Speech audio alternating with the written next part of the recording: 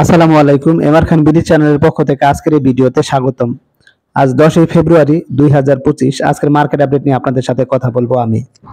আলহামদুলিল্লাহ, আজকে মার্কেটে সূচকের উন্নতি হয়েছে। আজ বাজার পর্যালোচনায় দেখা যায় আজ সোমবার ডিএসসি প্রধান বা এক সূচক 8.40 পয়েন্টের মতো বৃদ্ধি পেয়ে অবস্থান করছে 5174 পয়েন্টে।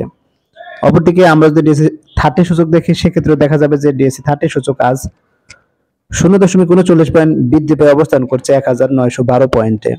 আমরা যদি ডিএসসি সরিয়া সূচক দেখি, সেক্ষেত্রে দেখা যাবে যে ডিএসসি সরিয়া সূচক আজ 5.66 পয়েন্ট বৃদ্ধি পেয়ে অবস্থান করছে 1149 পয়েন্টে।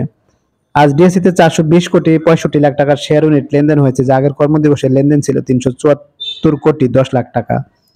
আজ ডিএসসিতে লেনদেন হওয়া 401টি প্রতিষ্ঠানের শেয়ার ইউনিট লেনদেন হয়েছে, মধ্যে দাম বেড়েছে 166টির, দাম কমেছে 166টির এবং দাম অপরিবর্তিত ছিল 70টি কোম্পানির। তো যাই হোক, আজকে সূচকের কিছুটা উন্নতি হয়েছে তিনটি সূচকেই, যেটি খুবই ভালো দিক। অপরদিকে লেনদেনের পরিমাণও কিছুটা বেড়েছে, যাও খুব ভালো দিক বলে আমার মনে হয়। তো দেখা যাক এখন মার্কেট কোন দিকে ধাবিত হয়। এখন যদি আমরা আজকের মার্কেট ইন্ডেক্স মুভার্স দেখি, সেক্ষেত্রে দেখা যাবে যে মার্কেট পুলার্স বা সূচক বৃদ্ধিতে যাদের অবদান রয়েছে তারা কারা। তারা হলো power grid, Beacon pharma, Walton, Kohinoor chemical, Pubali bank, Alhaj textile, EPGL, EHL, KPCL এবং সোনালী পেপার। তো সেক্ষেত্রে দেখা যাচ্ছে পাওয়ার গ্রিড একাই 2 পয়েন্টের মতো, অপরদিকে বিকন ফার্মা, ওয়ালটন 1 পয়েন্টের মতো এবং বাকি সবাই 1 পয়েন্টেরও কম সূচকের বৃদ্ধি ঘটিয়েছে। সেক্ষেত্রে পাওয়ার গ্রিড 35 টাকা 20 পয়সা থেকে 38 টাকা 70 পয়সা, বিকন ফার্মা 122 টাকা 30 পয়সা থেকে 124 টাকা 80 পয়সা, ওয়ালটন 486 টাকা 40 পয়সা থেকে 489 টাকা 50 পয়সা, কোহিনুর কেমিক্যাল 536 টাকা 80 পয়সা থেকে 550 টাকা 30 পয়সা, পূবালী ব্যাংক 29 টাকা থেকে 29 টাকা 30 পয়সা, আলাস টেক্সটাইল 120 টাকা 40 পয়সা থেকে 132 টাকা 40 পয়সা, ইপিজিএল 21 টাকা 90 পয়সা থেকে 24 টাকা, ইএইচএল 72 টাকা 50 পয়সা থেকে 75 টাকা 90 পয়সা, কেপিসিএল 13 টাকা 90 পয়সা থেকে 15 টাকা 20 পয়সা এবং সোনালী পেপার 137 টাকা 10 পয়সা থেকে 150 টাকা 80 পয়সা লেনদেন হয়েছে। অপরদিকে আমরা যদি আজকের মার্কেট রেগার্স বা সূচক রাশি যাদের অবদান ছিল তাদের দেখি, তাদের মধ্যে রয়েছে square pharma, BSRM limited, Bex pharma, ব্যাডবিসি, Renata, Lafarge Holcim, Islami bank, Robi, UCB এবং ইআইএল।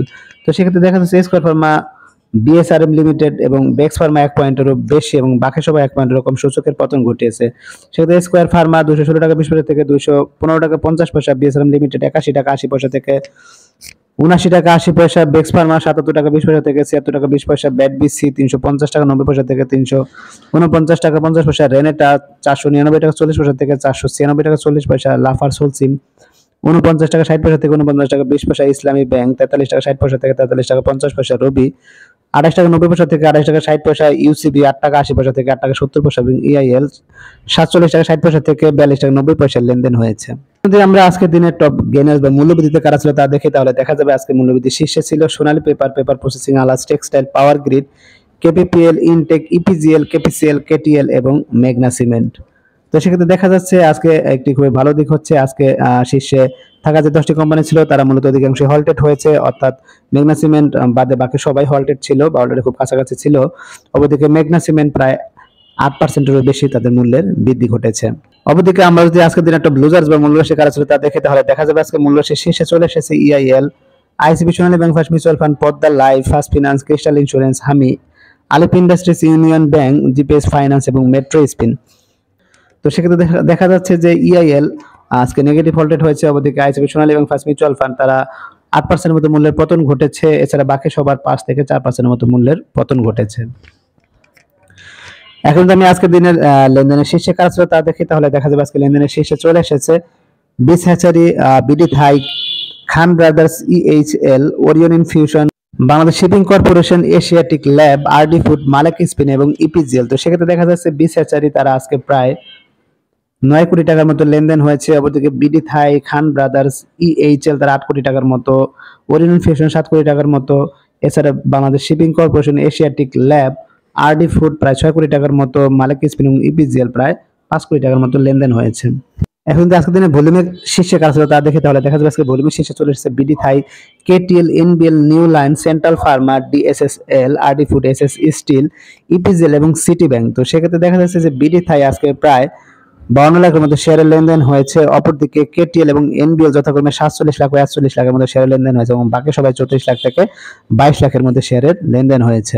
এখন যদি আমি আজকের দিনে সেক্টর বেস লেনদেন দেখি, তো সেক্ষেত্রে দেখা যাবে যে আজকে অধিকাংশ সেক্টর ভালো করেছে। ওদিকে খারাপের কথা যদি বলি, সেক্ষেত্রে দেখা যাচ্ছে banking sector, mutual fund, textile, cement sector, insurance sector, finance institution এবং টেলিকমিউনিকেশন খারাপ করেছে। ওদিকে ভালোর মধ্যে দেখা যাচ্ছে যে পেপার অ্যান্ড প্রিন্টিং খুবই ভালো করেছে, এছাড়া জুট সেক্টর খুব ভালো করেছে এবং বাকিরা মোটামুটি ভালো করেছে।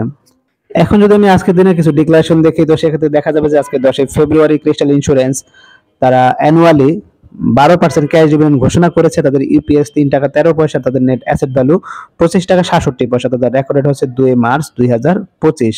তো যাই হোক, যারা ক্রিস্টাল ইন্স্যুরেন্সের ইনভেস্টর রয়েছে, আপনারা যদি উক্ত কোম্পানির ডিভিডেন্ড পেতে চান, তাহলে অবশ্যই আপনাদেরকে 2 মার্চ 2025 এর পূর্বে উক্ত কোম্পানির শেয়ার ধারণ করতে হবে। তো এখন আমি চলে যাব আজকের দিনে গুরুত্বপূর্ণ কিছু নিউজে। একদিন পর ইতিবাচক প্রবণতায় শেয়ার বাজার। তো কি বলেছে 5 দিন ইতিবাচক থাকার পর আগের দিন রোববার পতনের রূপ নিয়েছিল দেশের শেয়ার বাজার। একদিন পর আজ সোমবার ফের ইতিবাচক প্রবণতায় ফিরেছে উভয় বাজার। প্রধান শেয়ার বাজার ঢাকা স্টক এক্সচেঞ্জের আজ সূচক বৃদ্ধি পেয়ে পাশাপাশি লেনদেনও বেড়েছে। তবে যে পরিমাণ প্রতিষ্ঠানের দাম বেড়েছে, কমার প্রতিষ্ঠানও কাছাকাছি, অর্থাৎ সূচক ইতিবাচক হলেও দাম বৃদ্ধি প্রতিষ্ঠানের সংখ্যা তেমন বাড়েনি। তো যাই হোক, মার্কেট হয়তো বা বর্তমানে কিছু আপ ডাউনের ভিতর দিয়ে যাবে, তবে এভাবে হয়তো মার্কেট সামনের দিকে এগিয়ে যাওয়ার সম্ভাবনা রয়েছে বলে আমার মনে হয়। তো দেখা যাক কি হয়। এখন আমি অপর একটি গুরুত্বপূর্ণ নিউজে চলে যাব। বি ক্যাটাগরিতে ফিরছে 2 কোম্পানির শেয়ার। তো কি বলা আছে যে শেয়ার বাজার তালিকাভুক্ত 2 কোম্পানির শেয়ার একদিন মাথায় বি ক্যাটাগরিতে ফিরছে। কোম্পানি দুটি হলো মোফাজ্জল হোসেন স্পিনিং মিলস ও একমি পেস্টিসাইড। কোম্পানি দুটি ঘোষিত ডিভিডেন্ড শেয়ার হোল্ডারদের মধ্যে বিতরণ করায় একদিনের মাথায় জেড ক্যাটাগরি থেকে বি ক্যাটাগরিতে স্থানান্তর করা হয়েছে। যাই হোক, তো কোম্পানি দুটির জন্য এটা অবশ্যই একটি ভালো সংবাদ, বিশেষ করে মোফাজ্জল হোসেন এবং একমি পেস্টিসাইডের যারা ইনভেস্টর রয়েছে তাদের জন্য একটি ভালো সংবাদ। আশা করি কোম্পানিটি এই নিউজের মাধ্যমে হয়তো বা আরেকটু ভালো করার সম্ভাবনা রয়েছে। এখন আমি অপর একটি গুরুত্বপূর্ণ নিউজে চলে যাব। 37 কোটি 40 লাখ টাকার শেয়ার কেনার ঘোষণা। কি বলেছে শেয়ার বাজার তালিকাভুক্ত কোম্পানি এসএ লিমিটেডের শেয়ার কিনবেন কোম্পানির ব্যবস্থাপনা পরিচালক ডক্টর আরিফউদ্দৌলা। ঢাকা স্টক এক্সচেঞ্জের মাধ্যমে তিনি শেয়ার কেনার ঘোষণা দেন। তো যাই হোক, এটি আমি মনে করি যে যারা এসএ লিমিটেডের শেয়ার হোল্ডার রয়েছেন তাদের জন্য একটি ভালো সংবাদ, কারণ এই শেয়ার কেনার ফলে হয়তোবা কোম্পানির শেয়ার তো সামান্য হলেও বাড়ার সম্ভাবনা আছে বলে আমার মনে হয়। তো যাই হোক, তো কি হয় সেটাই দেখার বিষয়। এখন আমি চলে যাবো একটি গুরুত্বপূর্ণ নিউজে। 10 ফেব্রুয়ারি ব্লকে 5 কোম্পানির বড় লেনদেন। কি বলা আছে সপ্তাহের দ্বিতীয় কার্যদিবস সোমবার ঢাকা স্টক এক্সচেঞ্জের ব্লক মার্কেটে 18টি প্রতিষ্ঠান লেনদেনে অংশ নিয়েছে। এসব প্রতিষ্ঠানের মোট 21 কোটি 78 লাখ 66 হাজার টাকার শেয়ার লেনদেন হয়েছে।